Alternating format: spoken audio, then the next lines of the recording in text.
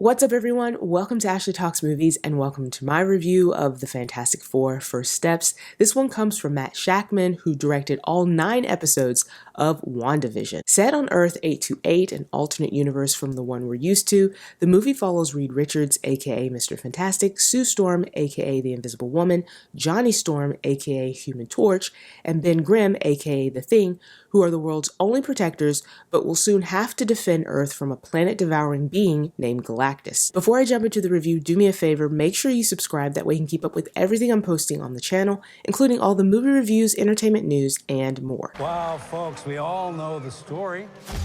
4 brave astronauts head up into space and come back forever changed. This car?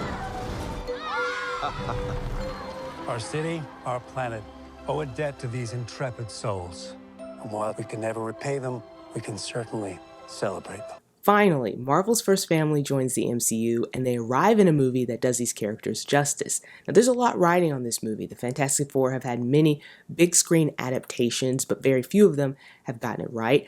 I went into this movie being cautiously optimistic, mostly because the other Fantastic Four movies, although done by different studios and different people, weren't great. And even many recent Marvel movies have been hit or miss. But Fantastic Four First Steps feels like another step in the right direction for Marvel and a promising start to the next phase of the MCU. The cast is great, and they really capture the spirit of the comic book characters and really bring that family dynamic to life. Pedro Pascal plays Reed Richards, a brilliant man who's wrestling with the mistakes he made during the mission that led to the team getting exposed to cosmic radiation. Joseph Quinn is a likable Johnny Storm whose fiery abilities match his overly confident attitude, and he captures the playful energy of the character.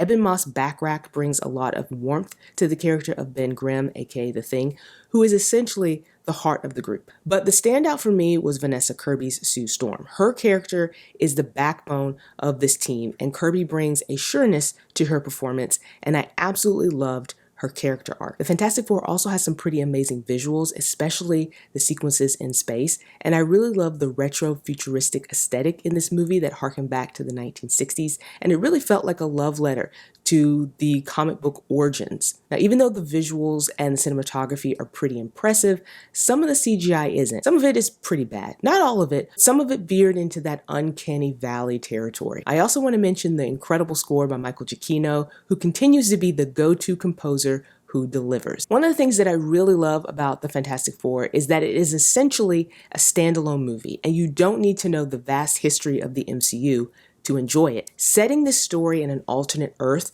was a smart move, and it allows a sort of reset, giving newcomers a starting place with the MCU. This movie also skips the origin story, something we've seen done in the recent Superman movie, and instead we're introduced to already established superheroes. Now, at the beginning, we get a quick backstory that gives us enough of a foundation of who these characters are and how they got their powers, but the movie is less concerned about the how. It's not really concerned about how they got their powers. It's more interested in what they do with those powers and how those powers start to change their family unit. Now, although I liked the performances from all of the leads in this movie, I do think that Joseph Quinn and Ebon Moss-Bachrach's characters are very underdeveloped. The movie knows how to use them together when they are bickering and bantering, but as individual characters, they're not really given enough personality. Also, the third act felt rushed, with some plot lines not getting the necessary time to wrap up well, and some things that were set up earlier in the movie don't get a satisfying payoff. But overall, I thought the Fantastic Four was really good, and it's easily one of Marvel's best movies in years. It's incredibly entertaining, and it's a promising jumping off point for what's next in the MCU. So those are my thoughts on the Fantastic Four First Steps, which is out in theaters this weekend. Do you plan on seeing it in theaters? Let me know in the comments. While you're here, like and subscribe, and stick around for more videos like this.